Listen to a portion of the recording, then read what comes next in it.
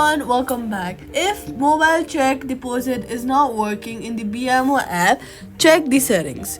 First, make sure that your app is fully updated. Head over to your app store, search for BMO app and make sure to update your app to the full version and latest version. Updating your app ensures you have all the latest files and bug fixes, so update it. Then, confirm that you have allowed access for the app in your phone settings.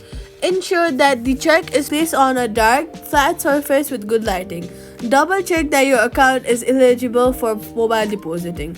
Before sending the check whether your pictures are blurry or not. If they are blurry, to remove the blur, clean your camera lenses with with a piece of cloth or a tissue paper, and do not scratch it to make the matters work. Re-click the picture and then double check that your account is eligible for the mobile deposit. If the app still rejects the check, restart your phone and try again. If the problem continues, contact BMO support to verify deposit limits or restrictions, and that's it. Subscribe for more quick fixes.